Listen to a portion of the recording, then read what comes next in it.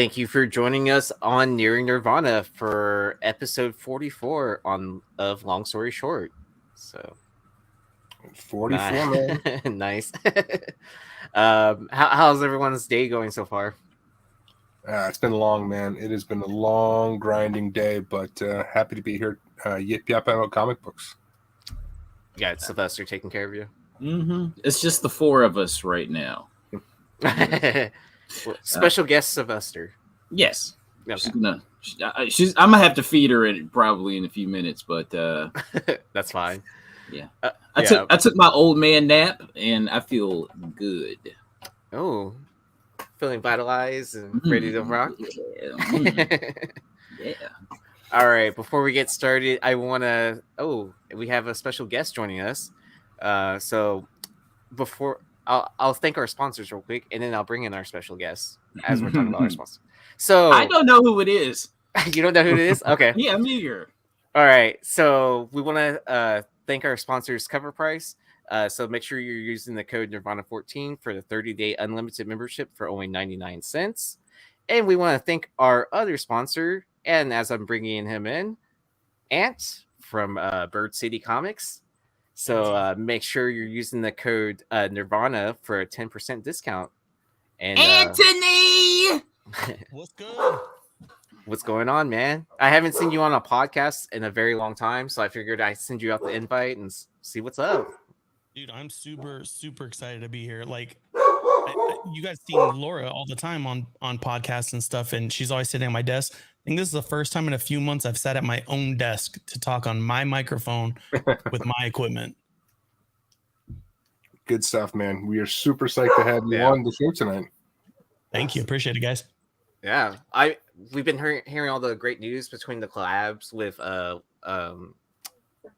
Hive, like the birds and the bees and stuff like that. Yeah, like whoever came up with that collab name, like genius. Like I absolutely love it.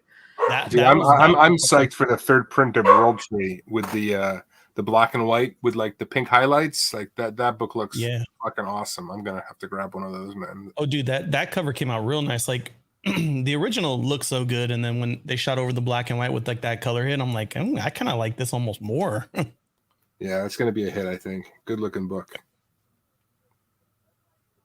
All right, I'm just trying to calm my dog down before we get started, but I guess we should go ahead and get into real quick before we get going. We got a giveaway tonight. I just wanted to get a giveaway tonight.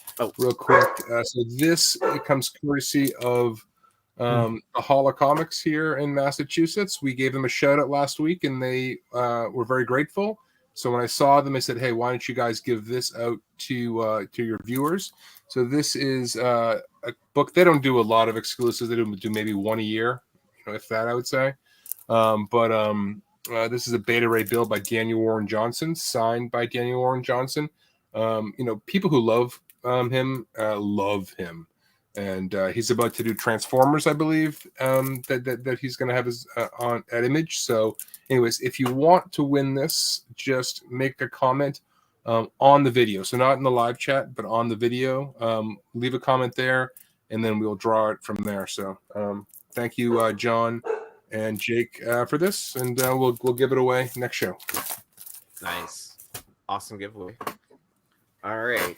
And then we're going to get into our disclaimer. But as we're doing that, I'm going to get our ticker going. Our disclaimer, man. We always say it, but this is not a show that's about spec or about making you rich on comics. We're just yip-yapping about some cool books out there that maybe you've never seen. Maybe you have. Maybe if you see them at a good price, you snatch them up. But yeah, these aren't the best selling. These aren't the hottest. It's none of that stuff. Just a bunch of cool books we wanted to talk about tonight. I can't say much because I even broke the rule today. So like as soon as I got the slides, I was going through them, just like checking to make sure issue numbers were correct and stuff like that. And I looked over and I saw the cover and I was like kind of like, oh, I gotta have this. I mean, I can't leave work right now. Internet, and I bought it. He confessed immediately. He's like, I broke the rules already. So anyways. Yeah. All right. Sounds like you got a good deal though, Aaron. So you're forgiven on that one. So I would have pulled the trigger on that price. But... Yeah. All right. what do we got tonight? I don't even know where we start. Oh, yes. So I think this is an underappreciated book. We obviously know J. Scott Campbell loves drawing Black Cat. This is an homage that he did to her first appearance. This is a Stan Lee Collectibles exclusive. I think it's really well done. There's not that many of these on the census, and I don't know what the print runs of these Stan Lee books were, but there's 141 total, 92 and 9.8, but over half of them are signature series, which I also found to be interesting. But if anybody knows what these were, let us know in the chat. I couldn't find it, and I know there's a black and white version of this as well that seems a little easier to get hands on, but one that I've wanted for the collection for a long time. I remember buying the set, the color and the black and white years ago, and I don't remember how I got them. You know what I mean? Because I damn, okay, so yeah, it came out in 2014, but I don't remember how I wound up buying them. Weren't these part of the exclusives that when Stan Lee was doing a lot of signings, he had his own like store variant basically company where they were selling variants, and then and I think they also had like a melee mystery box that you could probably end up with, like the set or something like that. Yeah, I thought these were sold like on the Stan Lee exclusive website or whatever it was. Yeah. Yeah. Either that or I might have just got them off of eBay at cost. You know what I mean? Yeah. For retail price. Well, it looks like Cueva has one, so let us know, Cueva, how you ended up with one. Yeah, there's not many of these floating around eBay. There's not that many graded. So I don't know what the deal is, but yeah, for the Campbell Black Cat collectors, some of those books that he did a while ago are starting to really wake up, and this one seems to maybe fit the formula. Who knows? I'd be grabbing it if I saw it out there.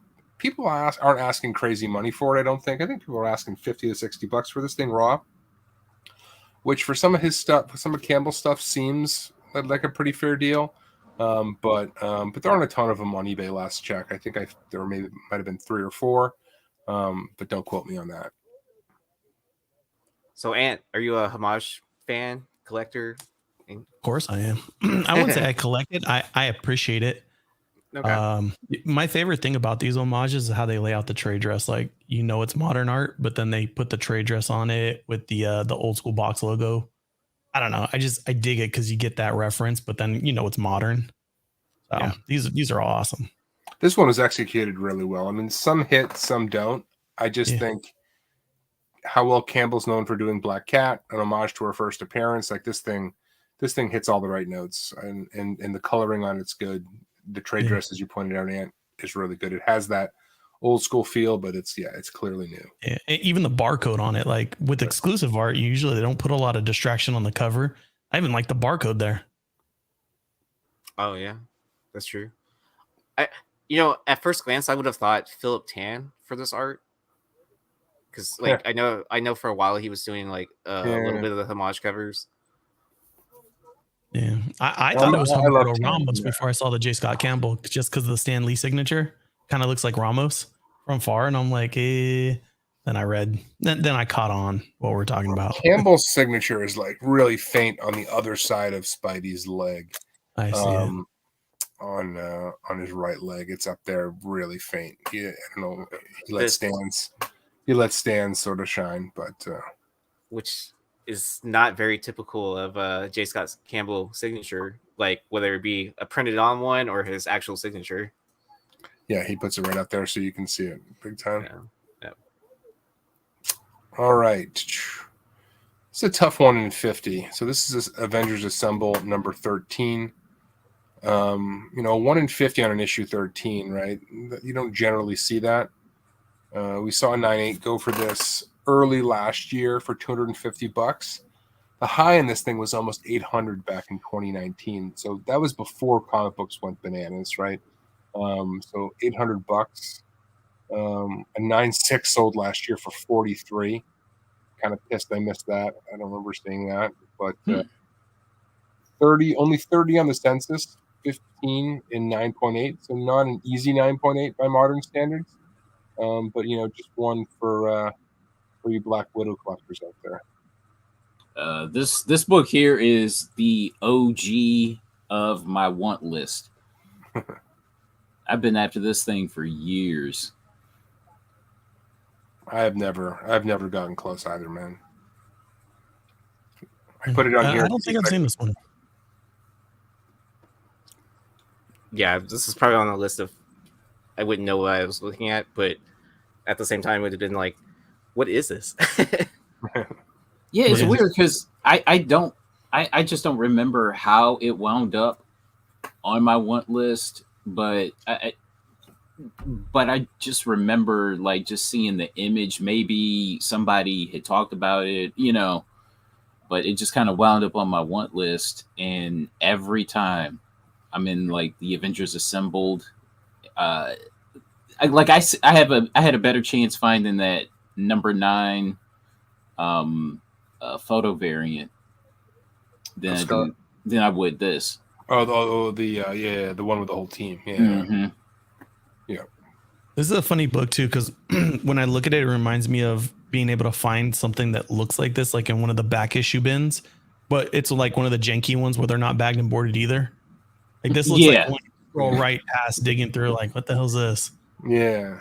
And if you're just looking at the top, you look right by you may look right over it. So right. Now I like her priority there. I mean, she's right-handed, but she's holding her gun in her left hand just so she can fix her hair with her right hand. You keep it out of her eyes. She'll pass it back to her right hand.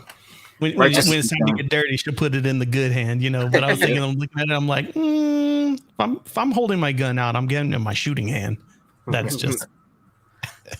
Righteous Flipper, it's really well versed either hand, but right. Yeah, so either Righteous Flipper. I mean, I think a lot of people feel that way about Campbell. I don't want to call him a polarizing artist because I still think he's arguably one of the hottest or most favorite in the community. But your comments, I think, other people share in that they're not in love with the way that he draws characters. It can be repetitive. We definitely hear that. But he absolutely has his loyal followers. Joe, if he was here tonight, would admit to that. Yeah, and then you're lucky he's not here tonight because I'm sure if he's watching right now, he's just like screaming like ah. You too, Chad Cave. So. Yeah, listen, I'm not telling you to be a fan or not. Right. I'm just pointing out that he has got some of the biggest books in the business. So, and that's not by mistake. So, this is a fun one. Marvel Action Avengers number 9. This is a 1 in 10 variant. So this is these are the IDW 1 in 10s that don't get heavily ordered. These books. This book sells for respectable prices, and people ask a lot for it. So last 9.8 was in 2021, middle of 2021 for $350, which is a nice price. 39 on the census, 27 and 9.8. But most people know what they got when they have this book. If you look at the listings, people are asking several $100, even if they're raw, $150, $200. Oh wow! I mean I do like looking for these Marvel Action IDW 1 in 10 incentives just because I know most retailers didn't order 10 copies in the first place to get one. Yeah. These generally do very well, and Natasha obviously has her fans, and I would love to have this book for the right price, but I'm not going to pay asking price for this thing. Yeah, a cool looking book nonetheless. I mean, they're just fun books to find in the wild. Maybe somebody could walk me through the appeal of this book because it looks like an IDW, when they do like the crossover books. That's very cartoony.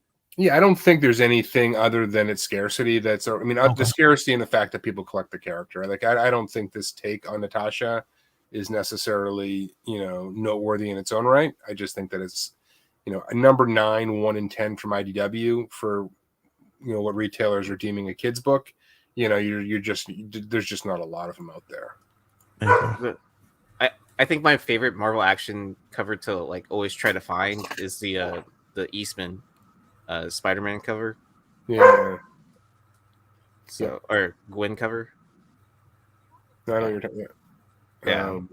But there's a number of these that go for respectable prices. But I always look for it when I'm out hunting, and I've never found it. Probably never will. But maybe one of you guys watching the show will. If you do, let us know.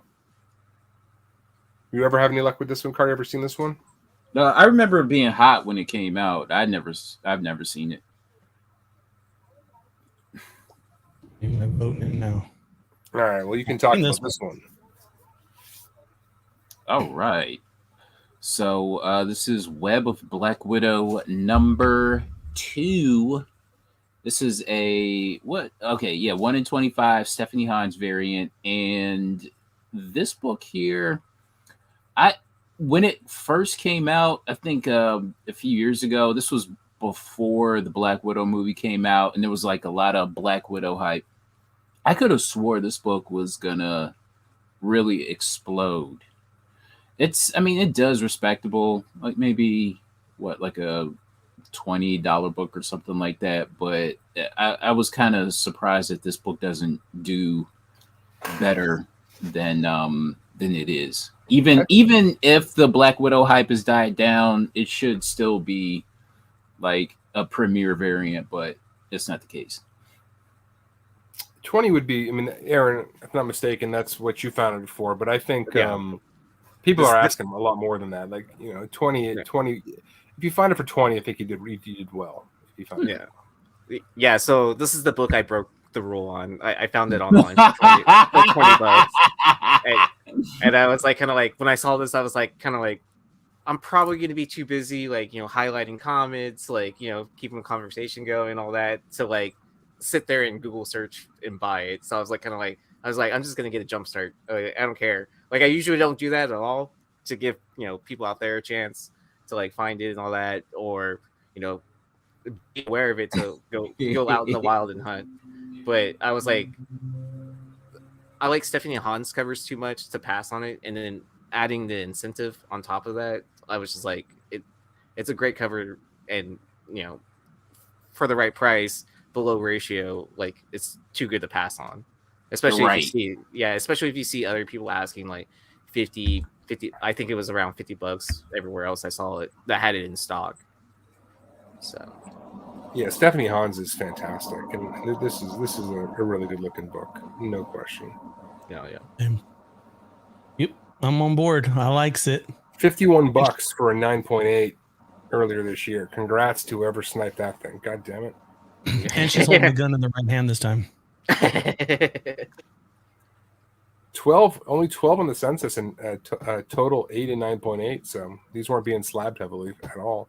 But I'll have to see what my copy looks like when I get it. So probably have to send it off to CGC. All right, Carter, this is another one, man. This is a tough fucking book. All right. Okay, so this is one of the many volumes of Iron Man, whatever series this is. So Iron Man 18.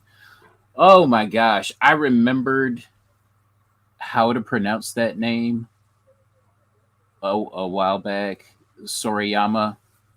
But this is okay. So when I came across this book, it was around $40, and this thing just looked expensive.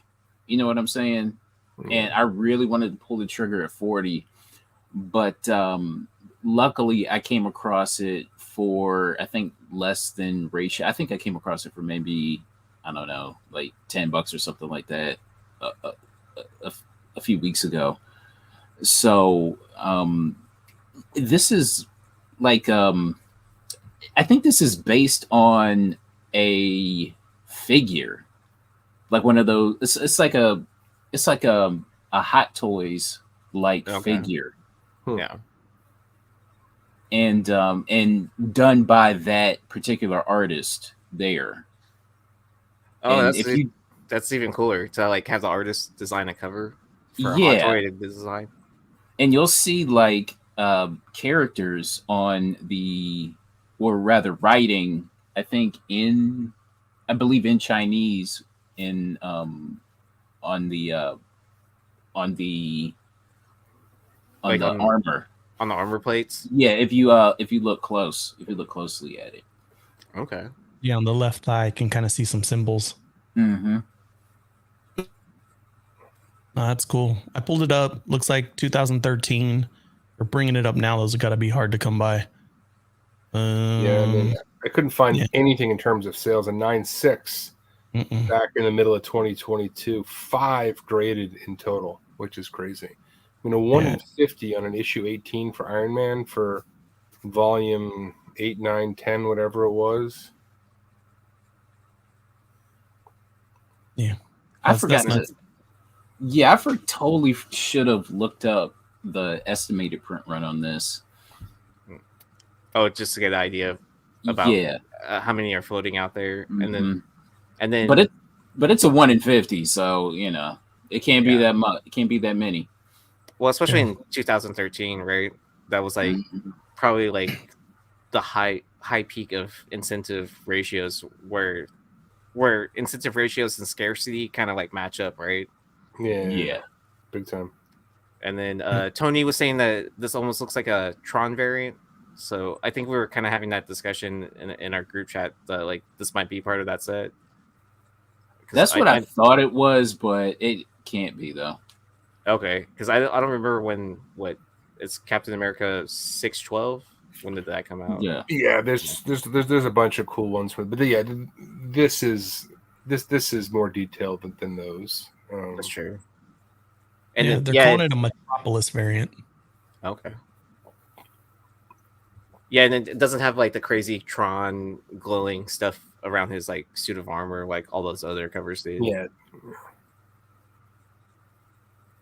Yeah, awesome book. I had never seen this. Yeah, in the flesh. Ooh, here we go.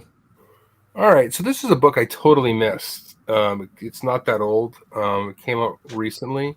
So this is Dark Knight's Metal #1. This was an Aspen Comics exclusive, limited to 1,500. This is obviously one of those Michael Turner books where they take art that he had done before and rework it. A recent Raw I saw sold for $91. It's fairly heavily graded, 210 on the census, 68 and 9.8. But I saw this just looking through eBay sales. I remember seeing this for some reason. But I don't know. I thought it was really well done. As you can see, it's a connecting cover. There's Batman there, and then there'll be a Superman as well. But I thought this was a good looking book. Yeah, I love Michael Turner covers. Actually, I mean, not that this is an expensive book, but I just got this in the mail today. Yeah, nice. I've got that one floating around here somewhere. I love that Black Cat. Nice little Black Cat cover. I actually own that Aspen comic one, but I can't find any in a reasonable price range for me anyway that don't have some type of spine tick or some type of really minuscule damage. Because with modern comics, you want a 9.6, 9.8 candidate because it's just annoying if it's not. Right. And so like I've got 2 of them and they both have stupid spine ticks on them, but that's all I'm willing to pay for them. So yeah, I don't know why. I just don't remember seeing this book when it came out. Yeah, I was gonna ask what the panel thought about people reworking, or Aspen Comics specifically reworking like old sketches of Michael Turner to updated current characters. Like, does it still pay tribute to him? Is it kind of like in that fine line of like almost disrespectful to profit off of someone else's work? Like, is it controversial, or is it paying respect to him? I had a problem when I believe there was a Miles cover Yep. Done by Michael Turner when he died before Miles was even thought of. So that I guess that's probably the only thing I have a problem with. Yeah, I mean, he clearly wasn't it was just a Spider-Man that they repurposed. I mean, I think they're just keeping his legacy alive and, keeping the business chugging along. I mean, at first, I thought it was a little bit weird, but it's been done so often now that I don't know. I guess it doesn't. Maybe I just don't think about it as much anymore. But all that aside, I just thought this was really, really well done. Yeah. Agreed.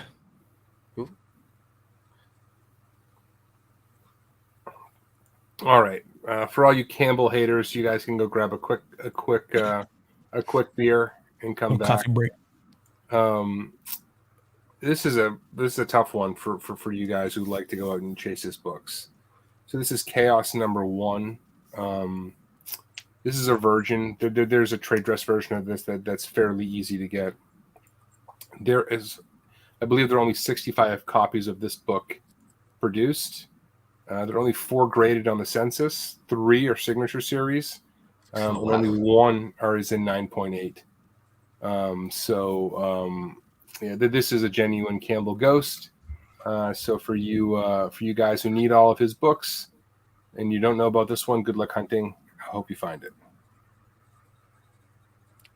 I hope Joe has this.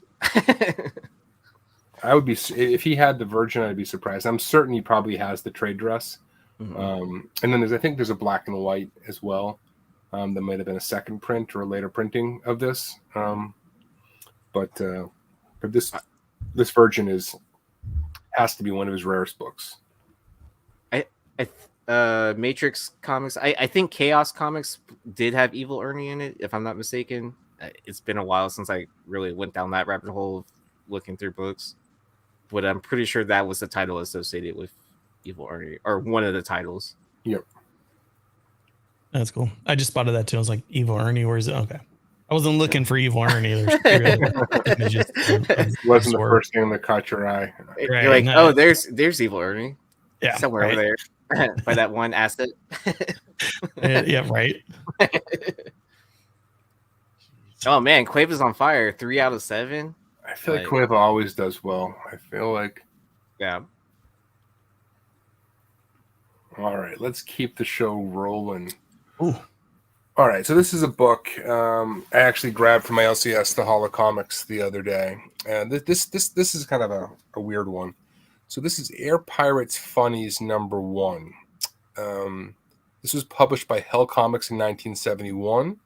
It was an intentional parody of Disney, done on purpose. But Disney did not take too kindly to this, and Dan O'Neill was sued, for several years, and he was trying to make the argument that this is pure parody, and didn't think anybody would necessarily believe this was actually Mickey Mouse. If you see there, he's smuggling dope. I mean, if you read the inside of this, it is very, very adult. But Disney basically wanted these books destroyed. A 9.8 of this book sold for $1,400 back in 2019, which is a nice price. 300 on the census, only 13 and 9.8. But just sort of a historical book. Quick shout out to Brian McClay. He said this is a grail of his that he's never found. But here's my copy. Thank you, John and Jake, for selling this to me at such a great price. But just a cool piece of history to have. Yes, I mean, there's if you're interested in just hearing the whole story, there's videos on YouTube about this, and some pretty entertaining ones. Let's just leave it at that. Hey Joe, thank you so much for the super chat. We appreciate it more than you know. Thank you for the kind words, and thanks for tuning in. We really appreciate it. Oh, and before we move on, I will play you a song real quick. I think Aaron is going to serenade you. Yeah, are you taking requests, or what are you playing? I'm just playing something random, I think.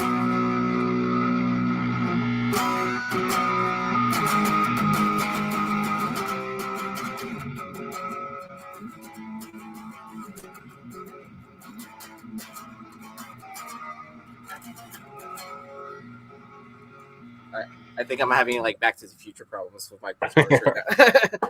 All right. Thank you for the super chat. Yeah, but thank you so much, Doc Joe. Right. Yeah, so this is definitely an obscurity. But yeah, for anybody to know about this book, there's a long story behind it, a long history behind it. They ended up doing an issue number 2, believe it or not. They snuck out, and then I think shit got real, and they even did an issue 3. I don't think that got reprinted in some other comic. I don't remember what it was, but this guy had Dan O'Neill was just trying to wind Disney up a little bit back in the day.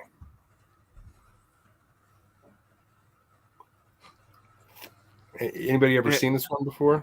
Or you guys ever come across this?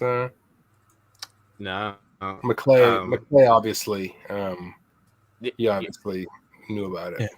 Yeah, I knew McClay and Vinny Kumar like kind of went like on a deep dive about different Mickey Mouse covers and stuff like that, and some of these like parody ones as well. Especially since like what the what is it? Like Mickey's about to be fair use, right? After that's coming up next year or 2025, maybe. It's coming right up pretty soon. Yeah, so I think things are going to get really interesting with that. Yeah, I mean, if you read the law, I mean, it's very, very, very difficult, right? It's basically you can use the character, but you can't do anything that makes you think about Disney's version of the character. I mean, so with Disney's lawyers, I would be surprised if anybody tried to fuck around with it too much, right. With them. If they take an interpretation, it's got to be wildly different. So, maybe you get like a horror version or whatever people do when those properties come out. But I would be surprised if anybody really wanted to mess with Disney's lawyers. But who knows? Got people who are willing to mix it up, so we'll see. So I should pull down my Dark Ride Steamboat Willie then. I think they got bigger fish to fry. You know what's funny about that? I didn't notice it until Laura pointed out, which is funny because it's my cover. But if you look at it, Mickey Mouse's hand is laying down like dead, like just coming into the panel. And I didn't even notice that. And Laura's like, "Oh, there's Mickey's hand." And I'm like, "Holy crap!" Disney's gonna be getting a phone call. Yeah, you're gonna get a phone call in the morning. And then you're gonna be like, "Well, I refer you to our publisher, Image Comics, to handle this." Hopefully they got some lawyers too. Yeah, I feel like they would. Alrighty. Oh, I love this. I forget. I think this might have been Joe who threw this one out. We talk about Hack Slash on the show a lot. We want to get Jen on the show to talk about Hack Slash with us. This is just a cool prehistoric, dinosaur vibe cover. Shout out Mighty Mel V. But done by Shane White. This is a cover B. We always say, when you're digging in those Hack Slash books, all the cover Bs are probably worth picking up for cover or less. But this is just a fun book. When did this book come out? So this was this the original run, not the Image run? This might have been the original run. So that was back in. Is this a recent? Early no, this is not recent. Because they haven't released the one that I'm seeing on the Bay, and I'm not making any bids. Heard that was a rule. It says 2012, so that person's got the right. So this would be the Image run then in 2012. I always have an appreciation for books that are like around 10 or so years old that I've never seen. This is a good one. Yeah. That it just flew under your radar kind of situation. Mm-hmm. Yeah. Yep. Well, I wonder if people also file it wrong, right? Because it says Psychosaurus on the front. Yeah, you may get some shop owners who get these and just stick them in their miscellaneous P section or something. I mean, yeah, instead of the hack slash section. But yeah. Well, I like the throwback to like those old dinosaur films and stuff like that. Looking like a movie poster.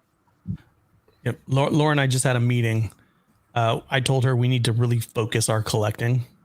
Because we just have we've got all kinds of stuff.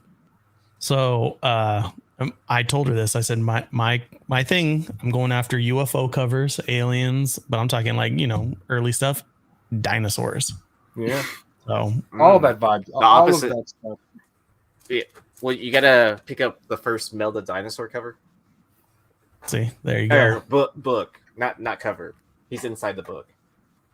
And then this copy is actually special to me because it's signed by Mighty Mel V. Oh, jeez. And it has this like famous catchphrase, right? That's hilarious. Yeah. It was even witness signature, but I decided not to send it in. So, yeah. I was like, this is too good. I was like, I'm not going to sell it. We're in a Percher collection, and we're going to start getting some cool stuff. But yeah, this is on my radar now. So I'm making a note. I'm not going to attack it I'm going to give you guys 48 hours. You've been warned. The clock started 2 minutes ago. What I like to do is just take screenshots of like the different books and stuff like that. But yeah, I went back to some of the slides we've done, and like we've covered so many obscure cool books. It's having a master list would be useful. Yeah, because like when I'm in the middle of a shop, like trying to pull up Google Drive, like with the with the slides, like sometimes it doesn't always work. It's like, how many shows ago did we cover this? And then like I'll scroll back looking for it. It's amazing when I think, did we cover, like I'd go back and like that was 15 shows ago. That felt like it was last week. Dude, I used to have way back in the heyday of like Facebook Live. I had a live Google Doc where people would it was like a shared doc, and people would type in books they were looking for to hunt. And if somebody found it, they'd reach out because they'd list it and put their name on it. And then that thing just got out of hand. Yeah. Oh, I bet. It's like almost like those not to criticize, but like those Facebook posts, like post anything you want to sell, and then people just spam it with like everything they're trying to sell. And it's like, how do you navigate through all that? Like, to me, it just like ends up being like no one ends up selling anything because it's all like in one post that no one can like fully people's read. Attention span don't last past like 3 finger swipes. It's the same thing with those posts that goes, tell me what your business is in so many sentences, and then you got a comic book store guy and a carpenter and a tile cleaner, and then after a while you're like, all right, this is nothing I'm looking for, and maybe your guy was a couple more swipes down. So yeah, I get what you're saying. It gets buried in static. Yeah. This might have been Joe as well. I forget. But just another hack slash by an artist we talk a lot on the show about, Elizabeth Torque. This is a cover A, but just a fun hack slash cover. Hope she doesn't cut her tongue there. But I would grab this. I actually may have this floating around somewhere. Yeah, this is kind of reminds me of like an Edward Scissorhands cosplay.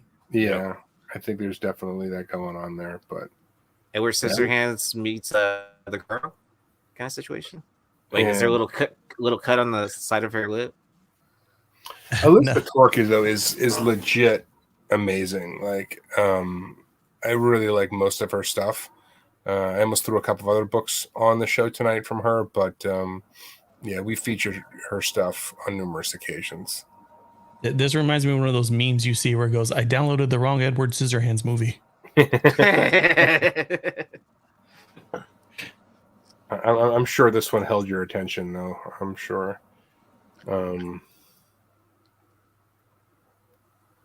got distracted by the skirt. Sorry. All right. All right. This is a shout out to Stein.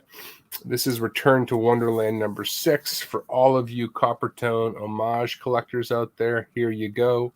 This one's been censored, so you don't have to worry. Not by me. I think that's just the book itself has been censored that way, I think. At least the picture that I find. But this is a Fantastic Realm variant.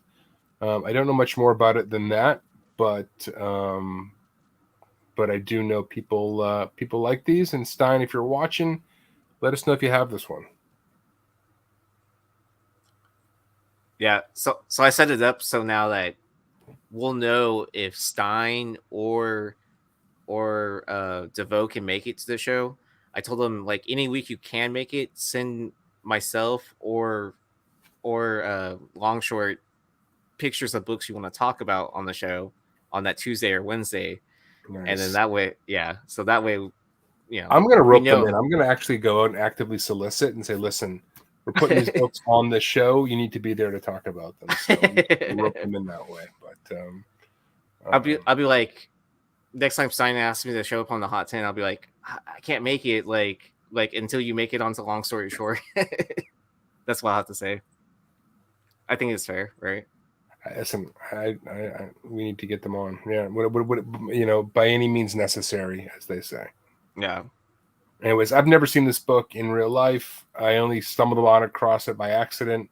And for all you guys who like these homages, here you go. Go find it. There you go. Yeah.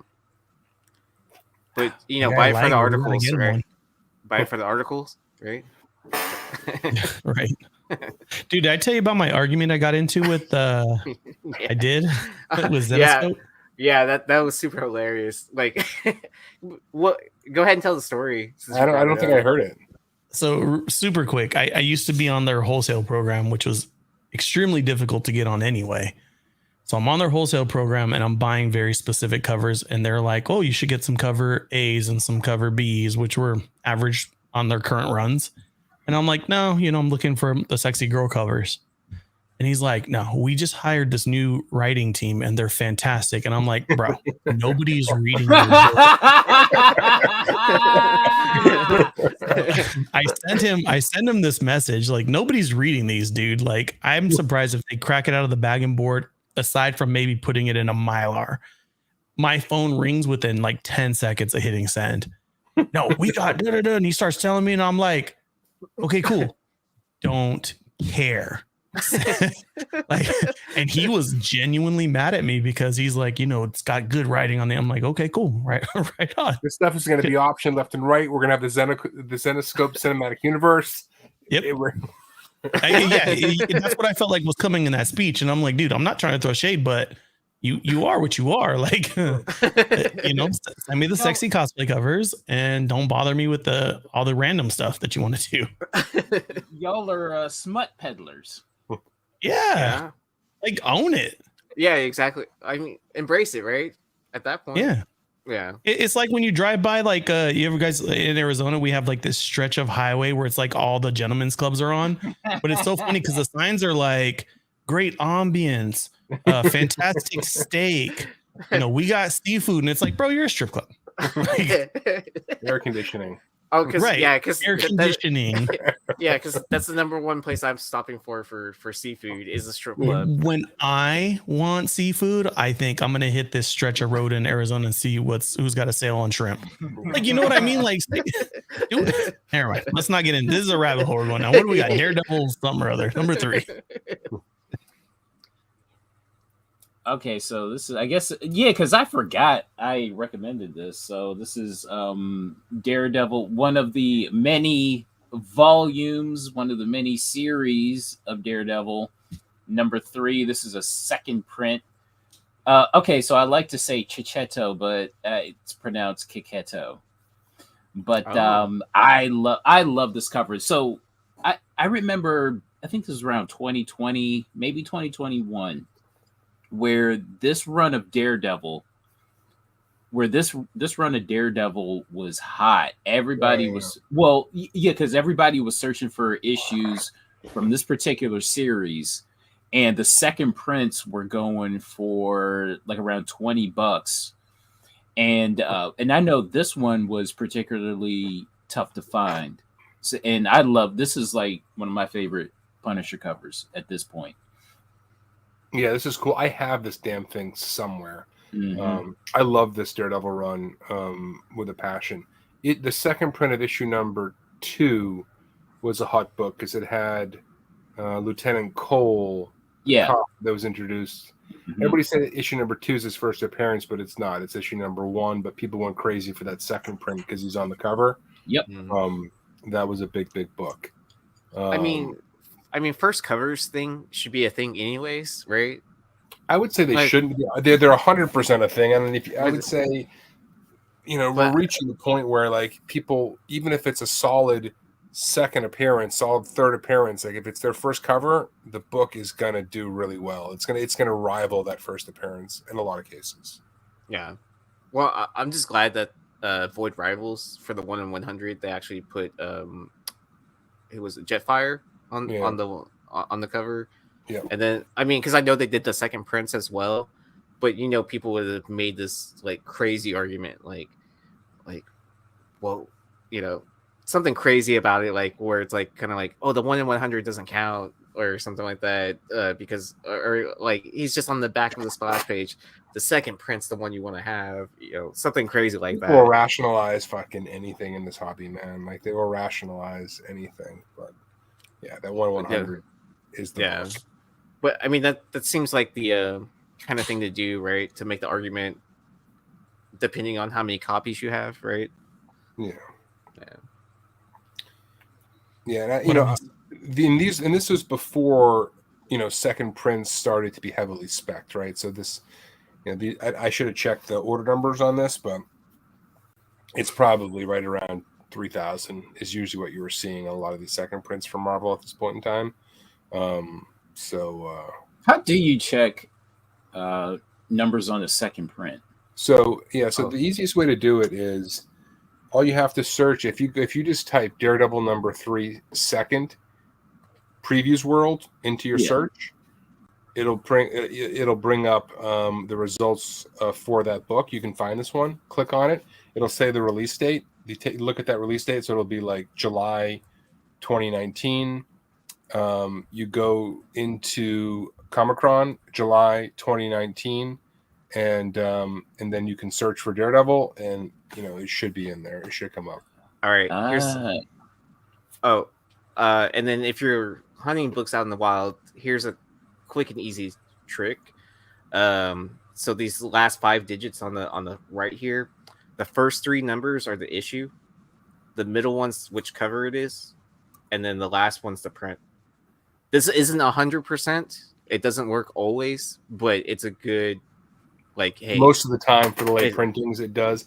Yeah. Although not always. I don't know how it gets fucked up sometimes, but yeah, sometimes I think down to those legacy printings when they reboot number 1s, and then they go, Amazing Spider-Man number 1, because they've relaunched that like 5 times in the last 8 years. And then you flip it on the inside and it'll say legacy issue 753. And it's like, yeah. Okay. But 9 times out of 10, this hack, I guess you will, for jigging will work. I mean, I've seen it before too, where publishers messed up the coding at the end, where it's like for issue 1 they put 010, so it's not actually issue 10, but it's actually issue 1. And then I've seen it before where the variant cover number is flipped with the printing, which printing it is. So mistakes do happen. It doesn't make your book more valuable or anything like that, but it's just something to be aware of. I think people are sleeping on second and third printings. You talk about like that Donny Cates Venom run, like that issue 3, second, third, whatever down the lines, like those go nuts. Yeah, there was a window where nobody was ordering them. People hated them. And then they caught fire and everybody was loading up on every late printing. And it's faded a little bit. Like people aren't specking on them like they used to. But there was a point in time where nobody gave a shit. Yeah. Probably right up to like 2019, I would say. Prior to that, any late printing after that generally was underordered. Well, you know why, right? Why were they? People were just buying them to have them on the shelves. Like people weren't, collectors weren't going after them because, the mindset at that point in time was a second printing. Who the hell wants a second printing? I want the first print. But once they wised up to the fact that a lot of times they were using new cover art and they were super short ordered, then all of a sudden people started wanting them and the game changed. Yeah, I think a big swing too, if you go back to like when they, prior to the big upswing, like you're saying, 2019, 2020s, they would just do like a black and white version or something of the first print. And then I think Marvel was the first one in my mind that got wise to it. And they started putting alternate art on second and third printings so that people would want them. Yeah, DC just, for the most part, still just changes the color of the background Right. generally on their late printing. So, Does anyone remember the earliest book with multiple printings? Like, I always think of like the '90s X-Men kind of covers with the gold X-Men number backgrounds. 1. Yeah. Yeah, I'd have to think back. I mean, yeah, I would maybe the '80s, sometime in the Copper Age. I would assume something had a second printing. Oh, Batman 423. When was that? That was like 90 something. Yeah, the '90s they were definitely doing some. I'm trying to think if there's anything earlier than that. But yeah, I mean, that Predator book from Dark Horse, the first Predator, there was a second printing for that. That must have been, was that late '80s when that thing came out? Early '90s, I suppose. But Kal-El selling Man of Steel #1. I'm seeing New Mutants '87. Yeah, but those late printings for like New Mutants '87 and a lot of those books and X-Force, that one was but like New Mutants '87, it came out a while after the original. Like it was, I think the late printings are like generally happening like shortly after the original comes out, the next month, right? The Star Wars reprints. But like New Mutants '87, Cable blew up, and then they produced that gold one like well after. I think X-Force was already up by the time they printed that book. Yeah. Oh yeah, G.I. Joe first Storm Shadow in the '80s. That went into third print. Yeah, I think that Cable one's probably one of the most iconic ones to me anyway, just because it was such a better second print than it was a first print with the gold background. Yeah. But there's also even the like red version or orange version for Mutants '87 because of where it was printed, like in the beginning or at the end of the print run, or I don't know. All right. Yep. All right, Tony, thank you for this submission. So this is for the Purple Rain homage collectors out there. There are several of these. I never would have made that connection. No. No. I definitely saw that when he posted it, but I mean, I also knew he was a collector. Tony's a huge collector of those, of the Purple Rain stuff. So, yeah, there's some big ones. Obviously, the Batgirl. There's a number of big books. The G.I. Joe one. The G.I. Joe for sure. But yeah, this is just a cover A. But one worth grabbing when you see it out there digging for sure. And then who's the character? Yeah, I don't know. Who is that? I don't know who that is. It's got a flamingo on the front. I thought you were the Batman fan, so I was hoping you would know. I mean, there's so many titles. I don't know. He's got a whip. He's got like luchador shoulder pads and a flamingo on the front. Like I'm just confused looking at it. Yeah, Grant Morrison was creating those weird ass characters during this run. Yeah, and like none of them really stuck. They were just like whatever, just whatever characters. Like Professor Pig might be his most famous during this run here, but yeah, they were just trash. What's up? There's got to be. You guys got to do a whole show of like obscure villains. Yeah. Oh man, we would have to do like 7 shows to get them all in, but so shout out to Swaggle for stopping by, saying what's up. Hey Swaggle, what's up, man? Thank you so much for tuning in. Yeah, so if you haven't subscribed to his channel, make sure you're checking out his content over there. Great stuff on YouTube. So always good stuff. I my favorite ones are the ones he claims everybody hates, which is the lines and charts, monthly reports on what's going on in the market. Keep doing those, man. I enjoy them. Don't listen to the haters. Ooh, maybe his Kickstarter book will make one of our lists one day. Oh, big time. We'll get it on here one of these days. And people don't know this about Swaggle, but my guy's a pretty good top golfer. Oh, is he? We get there and he's like, "Oh, I don't do this very often." He was killing us all day. I'm like, good thing I didn't put money on any of this. You know who you should put money against is James, but not Jonathan. Yeah, but not Jonathan. Give you a heads up. Okay. That's good to know because he's been talking a big golf game. So Yeah. all right. So if you're El somewhat decent, Flamingo. yeah, because I hadn't played golf in like 3 years, and then when we went during MegaCon, I did better than James, but not better than Jonathan. All right, I feel some hustle coming on in my in your near future. near future. Oh, geez. Right, this was a user submission, Power Ring Comics on Instagram. Thank you so much.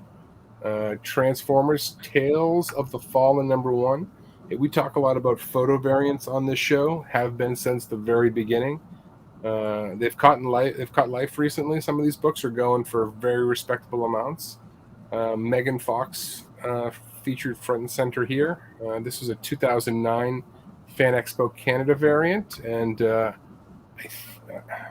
think I read that these were limited to 1,000, but please check me on that if you know otherwise. But I think these are limited to 1,000, and yeah, I mean, I see the appeal on this. I would definitely grab it if I saw it for a good price.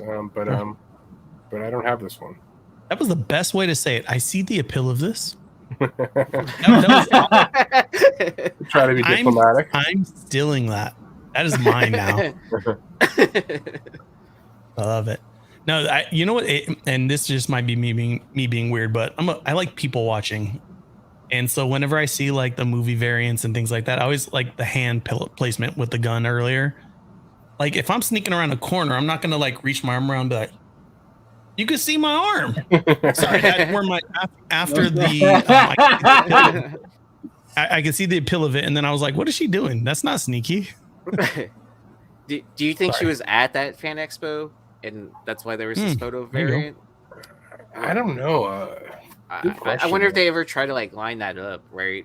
Because like if Fan Expo is selling it themselves, you know, there might be an opportunity there for, you know, hey, this is us. You buy this from our booth, you take it over there, get her autograph on it or whatever. It seemed like a brilliant strategy. Yeah. Oh, thank you so much, Cueva, for the $9.99 super chat. Oh, thank you, brother. Thank you so much. Unnecessary. Huh? I will play a song at the end.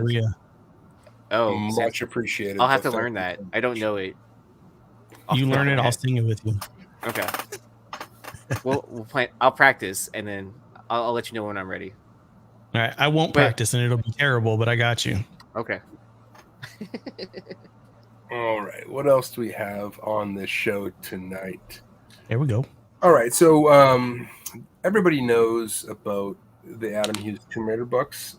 This one was a cover gallery that came out, and it was, you know, relatively underordered, right? Less than 7,000 copies ordered of this. So, you know, on the rarer side of things, only 32 on the census, 27 and 9.8. There's only the one cover, but, you know, people love Adam Hughes. And all of those Tomb Raider books seem to sort of be built on a little bit of a beat. And I think this one just kind of falls through the cracks a little bit. Can you explain? Oh, cover gallery. Okay, I'm looking at the bottom. Yeah. I'm like, all right, Adam Hughes, Michael Turner, all these guys. Yeah, so it's just a bunch of Tomb Raider covers, you know, in That's this. Pretty cool. It's not a comic book. It's a collection of covers. All right, who remembers playing Tomb Raider? Okay, we're talking like, was it PlayStation? And we're talking the really boxy, and you fell in that cave, and there are freaking tigers down in the cave. It drove me nuts. But this is like a Trinity, you know what I'm saying? Trinity mashup to me. I'm looking at it because I always like how they do those rubber suit looks when they just hit it with white, so it looks like it's reflecting. Oh yeah, that's my jam when they do that. Well, this is what Zenoscope needs to do if they want people to open up the insides of the books. Just saying. The gallery book, yeah. Yeah. Yeah, just a fun one. Grab it if you see it. This was Tony's as well. Lola XOXO #3. Siome. This is a 1 in 10. We've covered many of these books on the show over time, and yeah, just another cool one. That's, you know, that's kind of scarce. You know, these 1 in 10s from the series weren't overly produced at SNC, but I guess you could call this negative space, right? The way that they worked with some of that, but beautiful piece of work by an artist who was really hot at one point and just seems to not be at the forefront anymore. Awesome negative space cover. So this shout out is to beautiful art. Yeah, so shout out to Comic Book Women. They did a negative space cover episode a few weeks ago.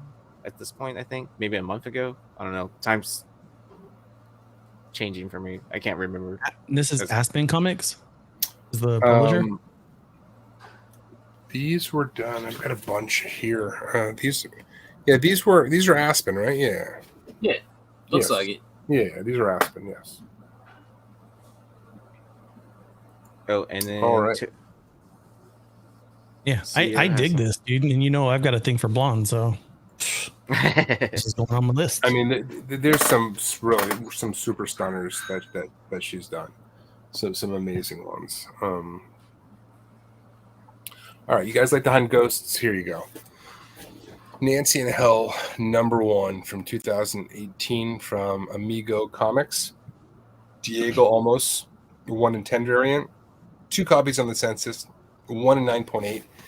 This series had a whopping 1,800 copies ordered. I can't imagine stores were reaching for 10 of this book. I have this stupid thing. It's not worth anything. I shouldn't say that. These Nancy in Hell books, some of them do all right, but this one is damn hard to find. So, like I said, if you like hunting tough books, go at it. Let me know if you can find one. I feel like this is like a Netflix original movie coming up soon. This is like her 3rd or 4th series of Nancy in Hell. So there were several of them, actually, enough to continue to put these out in sort of 4-issue miniseries. Yeah, I remember looking at because it's like a few years ago, seeing a bunch of Nancy in Hell, and the covers were all like, they were eye-catching. They looked like they should be worth something, but none of them were, oddly enough. Yeah, I mean, none of them really go for a ton. Some of these 1 in 10s, there's a couple of 1 in 10s from this run that do all right. But they're just hard as hell to find. I mean, nobody was ordering these damn books, obviously.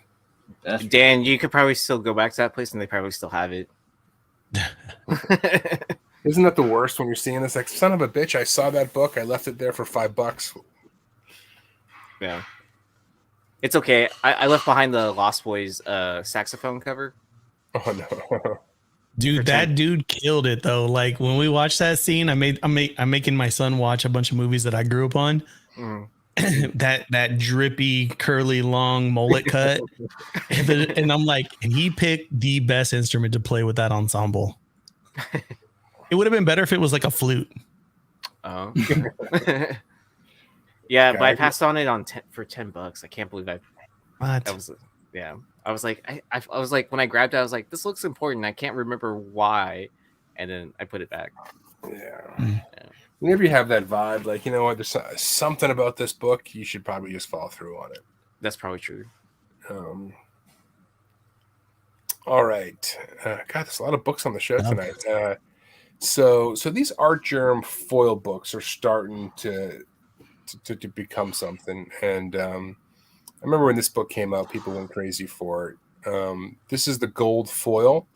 I think these were limited to 1,000, but I'm not 100% on that. Don't quote me on that. Only 19 on the census. All of them are 9.8s.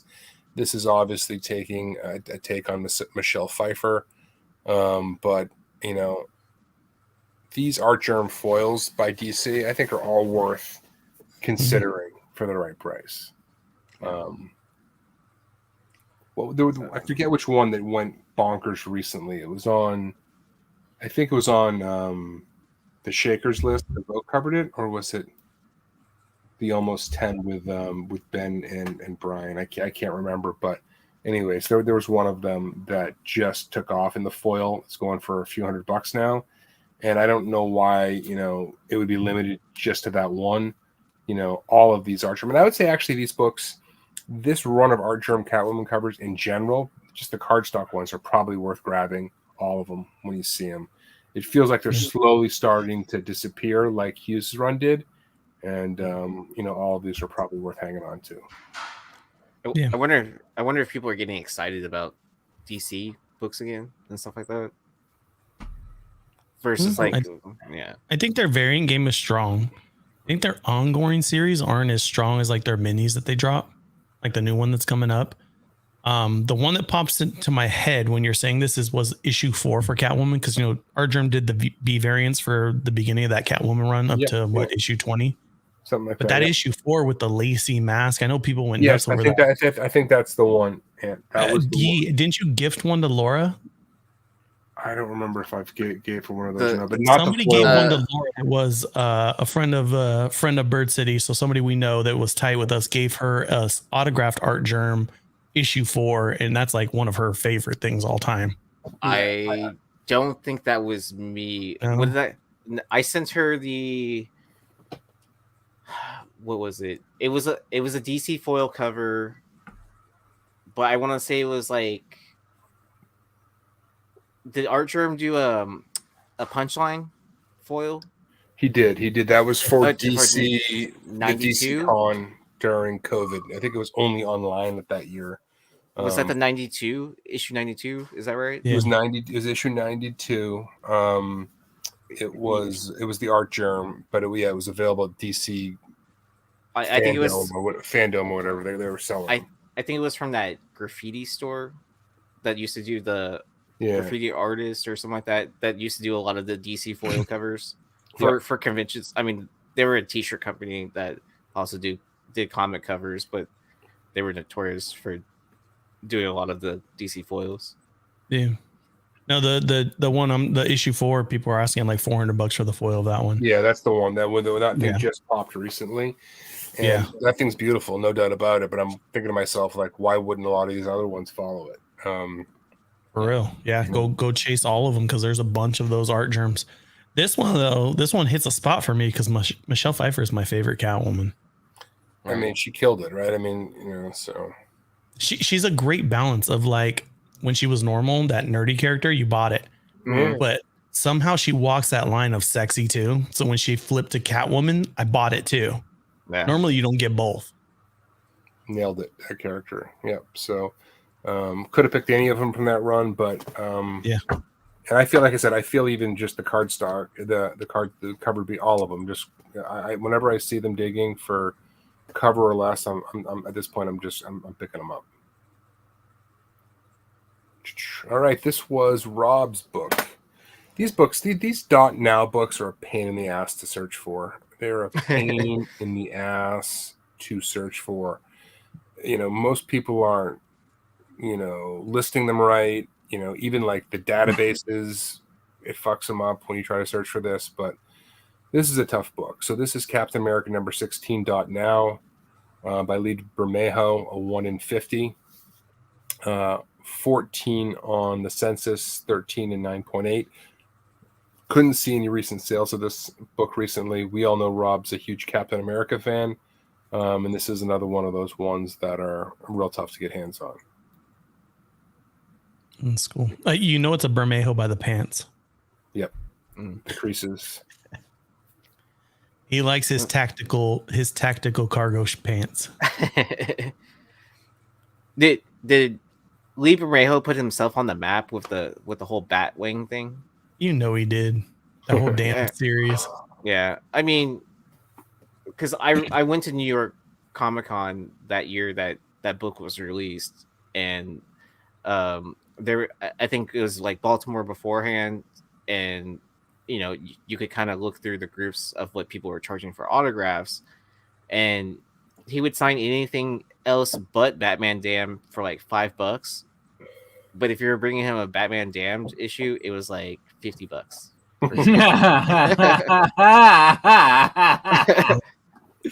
I mean, that was smart. I am not complaining about that, but like at the same time, like, would you really want him to sign anything else besides that at the time? Right. What makes me mad about that series was issue 2, because Harley's supposed to be topless in issue 2. Yep. And you can see the line that they drew to cover her up. Yeah. Well, I mean, that was the whole point of the whole Black Label thing too. It says Black Label, mature. Yeah, like it's meant for adults to read. And yeah, I mean, like who are they censoring it for? I mean, kids hardly read comics at this day and age at all. Anyway, they're mostly for adults. The kid people, the people who are reading them 30 years ago are still reading them. So yeah. All right, let's. This book is from Tony. This is Masters of the Universe #1. This is a Drew Struzan variant cover. I don't know if I butchered that. 81 copies on the census, 59.8. 9.8 went for $166 in 2021. Drew, as Tony pointed out, did most of the action posters from the 80s, right? So you definitely get that vibe here on this cover. But like if you think about all of the classic 80s action movie posters, I assume Goonies and all of these, like he was the guy who was doing these, and so did this comic, which is pretty cool. Obviously, Master of the Universe has a huge following. The trade dress on this, you can see, is in foil, or maybe you can't see, but it's up there in foil. And this is a wraparound cover. That's cool. Awesome. So I'm gonna bring all the obscure stuff. I'm letting everybody know now. We're 15 slides into this. When you guys were watching the movie, who thought the chicken looked good in the bucket when they were figuring out what chicken was when they came across and they're in our time, and who craved chicken watching them eat it? Because you remember the part, and he's got the bucket of chicken. He's like, it's chicken. And I'm like, dude, I want chicken. And that chicken looks amazing. That's all I remember from the Lundgren Masters movie. I honestly, man, I saw it. I hardly remember it. You got to rewatch, man. I gotta go rewatch it. I remember my mom taking me to go see that in the theater. And and Tila asked, like, how did they get the food on these sticks? He's like, oh, that's chicken, that's meat. And she was grossed out by it. Yeah, exactly. And he's sitting there throwing down a drumstick, and I'm like, I want some right now. Man at Arms gave no damns. He was just like, let's get. See what I'm saying? And then what was even funnier, they did that ET like janky piano to call the other side, and I'm like, oh my gosh, here we go. I love everything about it. Yep. This is a synthesizer. I mean, they didn't do back in the day, they did product placements right? Like versus now, now they try to make it too subtle, where you don't know when it was over exaggerated, it was kind of like, all right, that's funny. Yeah, right, exactly. And then we see Masters of the Universe was a train wreck. A lot of people may know this, may not. Laura and I, our favorite thing, we love terrible movies. Love them. They're so fun to watch. Yeah, exactly. Yeah, and it's not because it's like one of those things, like it's so bad you can't take your eyes away, right? Right. Yeah. And it's still entertaining because you know what you're watching, you know what you've read, you know the characters, and you're just like, this is a terrible, awesome train wreck. Yeah. It's like, remember Wayne's World when they did all that product placement on purpose? It's like, some people just sell it for money. I love that scene. Yeah. He's wearing Reebok, he's drinking Pepsi. Yeah. Here, take 2 of these. Or you just take 8 of these. New print, little yellow. Yeah, let's go. I'm all about this book. That book's great. More Hughes. Yeah, it's fun. It's a lot of fun. All right, this is a cool one that I wish I had. Oh, damn. Was this on your hunt list? No, I've never seen this before. Yeah, I'd never seen this either. And when I saw this, I was like, do I look for 2 books on the list? I mean, people know that this, I think there's one out there someone's asking $300 or $400 for, if I'm not mistaken. Oh, crap. Oh, wow. The North Carolina Comic-Con program from 2015. This is Aaron Hughes doing Spider-Gwen, and nothing else to say other than it's damn cool, and it's a damn ghost.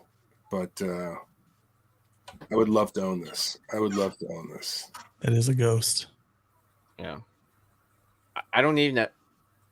Even if I found it, I don't even know if I would get Hughes to sign it. I think I don't think I would. I don't think I would. I can't. I hate his autograph. It's just so disappointing. Why bother?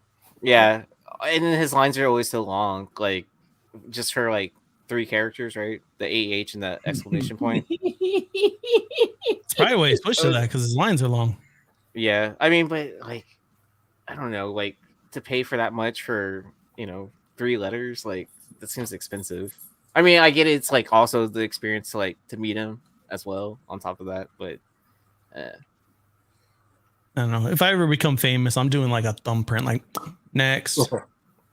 Well, have you seen those Japanese sumo wrestlers doing signings? Do they? Like, what do they do? They stamp their hands on like a sheet of paper, and then someone just like slices the paper in front of them, and then they just go boom, boom, That's boom. funny. There you go. Yeah.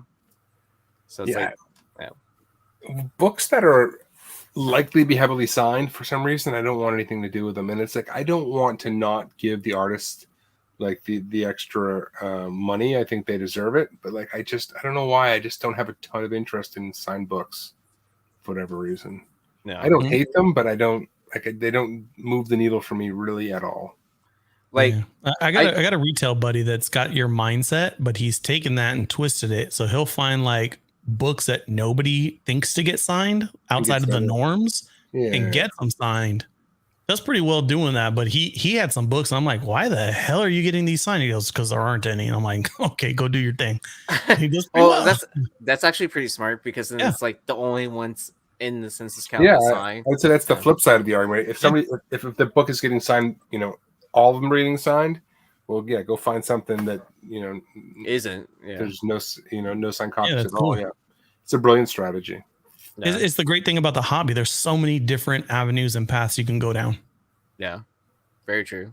Keep you busy for sure. All right. I think that is it for tonight. Thank you all for tuning in, staying with us. Chat, thank you so much for tuning in as always. We appreciate it. And yeah. Next week I'm going to be in Florida, so I will not be here. So I don't know if we'll have a show next week. But we'll be back the week after. I was just getting ready to send you a book for next week too. Send it. I'll work on it. I'll work on it. I'll work on it. Send it. I guess we could always do like a pickup show if we want to, because we haven't done that in a good few months, I think, now at this point, since the last time you traveled to overseas. Yeah, it was like Germany, wherever the hell I was last time. But yeah, I'll be back. I'll be back next week. But yeah, the week after next week. All right. So make sure you're tuning in tomorrow night for our flagship show of Nearing Nirvana. I'm sure you'll see the ladies on the show, and then as well as maybe Joe. It depends on his schedule. And then Saturday we have Saturday morning toy box. But you want to make sure you're also liking and subscribing to our videos, because we also drop additional additional content where some of the Team Nerd Herd crew is playing video games and stuff like that. I caught some previews of the Street Fighter 6 stuff. Makes me really want to buy the game now. Monday we have Cover Lovers. Tuesday we're back with one of the flagship shows of Comic Book Women. Wednesday is we need to update this graphic with a new weekly news show with the Team Nerd Herd crew, and then you're back here with us on Thursdays for a long story short. And then we want to thank our sponsors again, so make sure you're checking out Cover Price. Use the code Nirvana14 for the 30-day unlimited membership for only 99 cents. Thank you so much, Ant, for joining us and sponsoring the show and the channel. And remember, guys, if you want to win this, leave a comment in on the video, not in the live chat, on the video. 9.8 Daniel Warren Johnson from our friends at the Hall, and we'll give this away in 2 weeks live on the show. Cool. Hey, real quick side note: is anybody going to San Diego Comic-Con? I'm on the fence if I'm going. I might be going. Like, I have to check how much flights cost right now, because I'm pretty sure I have a place to stay, and then I think I'm figuring out tickets as when we get there. Okay. Let me know, because I got invited to do a panel at San Diego Comic-Con. Oh, that's nice, badass! man. Congrats. Badass. I'm freaking out. I need like I don't know what to say. Like it's a whole thing, and I'm like I need to put together a think tank, so I sound super smart. But yeah, I'm really excited about it. I mean, you know, McClay's gonna be there. Big Leg's gonna be there. I'm pretty sure Big Clutch is there as well. Then you have the Hive Boys. So I mean, you have a crew already there. You just didn't know about, and so they can get you hyped up. Perfect. Before you get on that panel. Okay, yeah. If anybody's gonna be there, come say what's up. I'm gonna be there. The panel's on Friday. Yeah. I got the official today. Wear comfortable shoes because they're not having carpet. Bro, it's about Hispanic and Latin creators, retailers, and so I'm gonna go all out. I'm gonna wear my zapatos. I'm ready to go. Yeah, it should be. If you don't have a bag of tamales, I'm gonna be disappointed in you. I'm telling you, I'm gonna be out there slanging tortas on the side. You know, represent. But yeah, if anybody's gonna come out, we look forward. Laura and I are gonna be out there, so come say what's up to us. Cool. Do you have any cool exclusives dropping this week? I got that World Tree on tomorrow. Tomorrow, World Tree. It's a number 1 third print. It's that black and white with that color hit. Anna Moncarno. Am I saying that right? Marcano. I don't know why I made that more difficult than it needed to be. Probably sounds the way it's spelled. But yeah, Anna's insane. She's in Argentina. She's really, really great. But yeah, we've got her art dropping, and that was the original. But Hey, Longshore, you were on my show, weren't you today? Yeah, man, I snagged the book from you, man. I saw that. I was looking at labels, and I'm like, all right, give him the extra damaged in copy. the triple beat up one. The triple beat up. Nope, Yeah, exactly. The cover actually is not even there, but yeah. And then any haul videos coming up, Carter? I keep saying it's coming, but it'll a few days from now probably.